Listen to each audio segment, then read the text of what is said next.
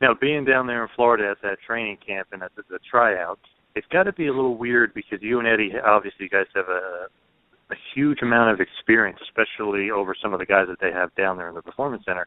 Was it almost like we know we're good enough to be here, but we don't really need to be validated, but, let's just check this thing out. Let's see what happens? It was definitely like, yeah, let's check this thing out, but it was not like, we're above anyone here. We already know we're good enough. I mean, like, of course we think we're good enough because, if you walk out of curtain thinking you're anything less than the best wrestler in the world, you're in the wrong business. But no, I mean, like, it wasn't. I'm not above anyone. I'm not here, not there, nor anywhere. I'm just, it was another opportunity to learn new stuff, and we did. We learned a lot while we were there. So it was just it was just a different experience. It was just like going to Japan, just like going to TNA, just like going to Ring of Honor, just like going to England, just like going to Mexico. It's another experience. None was better or worse. Well, Mexico may have been worse because I got sick, but other than that, But no, it was definitely not one of those things like we know we're good to be here. Me and Eddie aren't that kind of people. So yeah, but other than that, yeah, it was definitely a cool experience checking it out. And obviously Triple H, as the rumors are out there, that he validated it. He said you guys are great, but then he threw in that, I guess he told Canyon Saman or whatever the guy's name is, his underling basically. He told him that they had a lot of you guys. Did you kind of take that personally, or did you almost say compliment that Triple H was validating you guys a little bit? No, I mean, to be honest, man, I agree with him.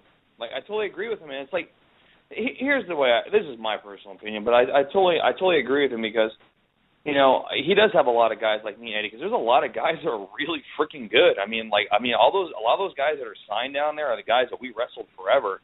I mean, and I think we're all really good. But you know what? It's not fair for me to go down there and get a job knowing that I don't fully want to be down there and take that opportunity away from somebody else who that's their dream. Because there's someone else out there, some other wrestler I'm coming up with or came up with, that's their number one goal. That's their dream in life. And it's not fair for me to, because there's only a certain amount of spots. It's not fair for me to go down there and take that spot from someone who doesn't, knowing that, I'm kind of half in this but half out because I still have other things I want to do. So I'm fortunate for the opportunity. Nothing but good things to say about them. Big fan of their product. I think they're awesome. I think Triple H is doing great things with that thing down there. But yeah, it's not for me, man. It's simply just not for me. I have other things just in life and just my real life. I have my Davey time and I have my Wes Richards time, and so I'm happy for the guys that are down there, and I couldn't agree with Triple H more on that statement. Did you have a chance to have any one-on-one time with Triple H? Or you and Eddie, did you get a chance to speak with him alone? No. I mean, he's freaking, I don't even think he's even the word. He just kind of does his thing, and he made sure we liked our entrance music, and then he's just singing around, trying to kill 5 birds with one stone. So no, cool guy. Wasn't disrespectful at all. He's a busy dude, obviously. He's trying to run everything. So, but no, we didn't.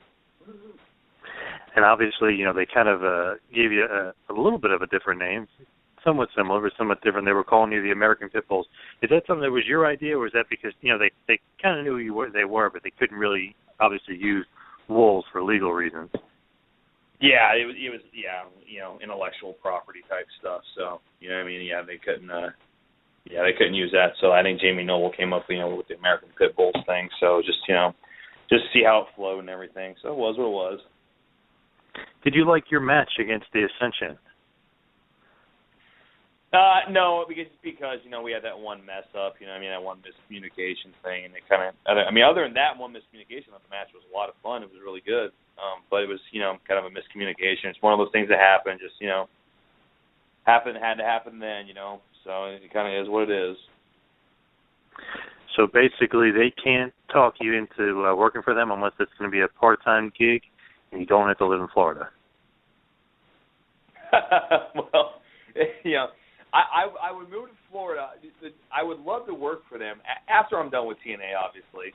But I'd love to be their strength and conditioning coach. I think that would be freaking cool. Cause I think I got a lot of cool little things, and I'm just obsessed with medical science. So But hey, after TNA, man, if it all works out and it's all good, on kind of an NXT part-time thing, yeah, we'll see what happens. But as far as going full time on the road, man, it's just not for me, man. It's just not. All the respect in the world to those guys that do it, but I just it's just not for me. What kind of injury prevention advice might you give to them? Is there any